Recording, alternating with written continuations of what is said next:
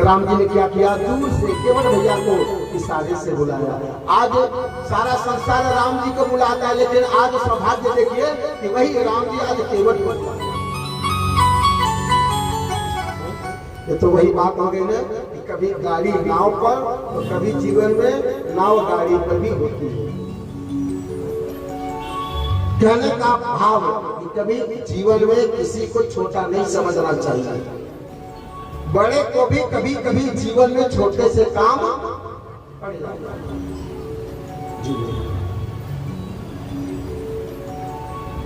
अरे कभी कभी भगवान को भी भक्तों से काम पड़े। अरे कभी कभी भगवान को भी भक्तों से काम पड़े। क्या करता है, अरे जाना था गंगा पार प्रभु केवट की नाव चढ़े।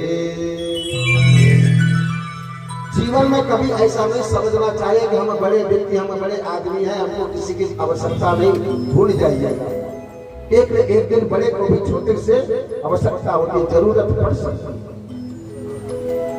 इसलिए जीवन में सबको समान रूप से व्यवहार करना चाहिए, सब किसी को अपना मान करके व्यवहार करना चाहिए। पराया कोई नहीं है, सब अपने हैं। हम अपने कैसे हैं, क्योंकि एक ही ईश्वर के हम सब संतान हैं। जिसने आपको बनाया उसने हमको बनाया, उसने इस सकल सृष्टि संसार को बनाया। तो पिता कौन है, वो ईश्वर परमात्मा वही तो है पालनहार, और हम सब उसके संतान हैं। तो इस धरती पर जब संतान बन करके आए उसके, तो हम सब आपस में क्या बने, भाई बहन, माता बहन, माता भैया, काका नाना। ये तो हमारे क्या है, ये ममता मई, ये हमारे व्यवहार है जो हम एक दूसरे के नाते से जुड़े हुए हैं बस। जबकि हम सब एक ही माता पिता के संतान है, कोई अलग से नहीं है कि आपको कोई अलग बनाया, हमें कोई अलग बनाया, भैया लोगों को कोई अलग बनाया, नहीं, बनाने वाला वो एक ही है। विचार हमेशा पावन रखना चाहिए, स्वच्छ रखना चाहिए, पवित्र बना करके रखना चाहिए। किसी भी प्रकार से जीवन में मतभेद नहीं होना चाहिए। ईश्वर का संतान मान के जो प्राणी जीवन में व्यवहार करता है उसके हृदय में कभी जीवन में कुटिलता कुंठिता नहीं आती है, दोष नहीं होते उससे जीवन में। जो यह मान करके जीवन को जीता कि हम सब ईश्वर के संतान हैं। आज राम जी केवट को अपने निकट बुलाए और बुला करके क्या कहते हैं, मांगी नाव न केवट आना।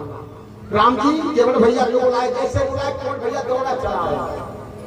कहता आज्ञा करिए, करना क्या है, मैं तो चाहता था कि आप बुलाओ, मैं तो आपको बुलाने के लिए देख रहा था।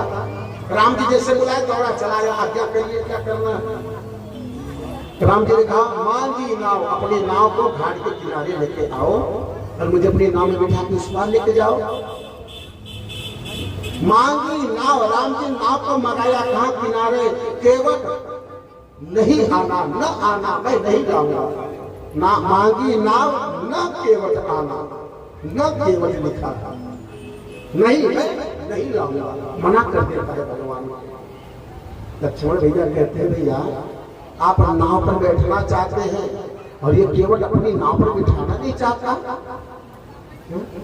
संसार आपकी आरती करता है, पूजा करता है, भोग लगाता है, आपको बुलाता है, और इस भाग्य का सौभाग्य देखिए कि आप इसके यहाँ तक चल करके आए हैं और ये अपने नाम में नहीं बिठाता। केवट कहता है, नहीं मैं अपनी नाव में नहीं बिठाऊंगा। क्यों, कारण क्या है भैया, नाव कमजोर है, टूट जाएगी। क्या क्या कारण क्या नहीं बिठाओगे। केवट कहता है, कहीं तुम्हारा मरम मैं जाना, नहीं नहीं अपने मैं नाव में नहीं बिठाऊंगा। क्यों, क्योंकि मैं आपके मर्म, आपके मैं भेद को जानता हूं। लक्ष्मण जी कहते हैं, भैया हम जीवन भर आपके साथ में खेले पले बड़े हुए, आज तक मैं आपके भेद को, आपके मर्म को नहीं जान पाया, और ये केवट अभी अभी मिलता है और कहता है कि मैं भेद को जानता हूं। क्या भेद है आपने जो आज तक लक्ष्मण को नहीं पता, केवट को पता? कि भेद क्या है? कहे तुम्हारा मर्म में जाना, मर्म क्या जानता है आप? ये तो पहली बार मिला, आपको कैसे जानता है? राम जी कहते हैं लक्ष्मण, अगर सामने वाले व्यक्ति के हृदय की बात को सुनना हो ना, तो थोड़ा सा बोल करके मौन हो जाए। क्या करना? थोड़ा सा बोल करके आप मौन हो जाइए।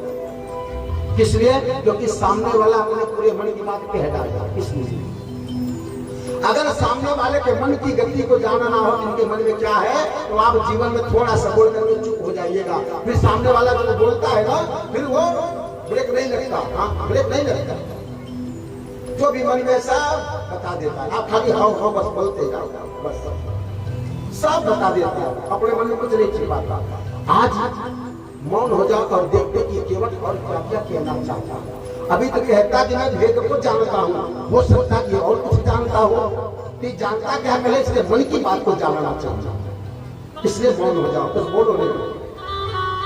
दोनों भैया मौन हो गए। केवट खाली केवट भैया बोल रहा है। राम जी से क्या कहता है कि मैं आपके भेद क्या जानता हूँ कि चरण कमल रज सब कहूं कही। हे नाथ, मैं नहीं, आपके चरणों की महिमा सब कोई कह रहा है, सकल संसार कह रहा है कि आपके चरणों में जादू है, जादू। कि केवल मैं नहीं कह रहा, चरण कमल, आपके कमलवत चरणों की जो महिमा है वो केवल ही नहीं, सकल संसार गा रहा है, सबको पता है। क्या महिमा है चरणों की? केवट कहता है कि मानस करनी मूर्ख छुआई। मैं तो मनुष्य हूं, मानुष हूं, और आपके चरणों में जादू है, जो चाहे वो आप बना सकते हो। आप तो भगवान हो, मेरी क्या सामर्थ्य था आपके सामने की? कहता है कि छुअत शिला भय नारी सुहाई, पाहन तेन काठी कठिनाई। आपके चरणों की कृपा से कठोर पत्थर स्त्री बन गई।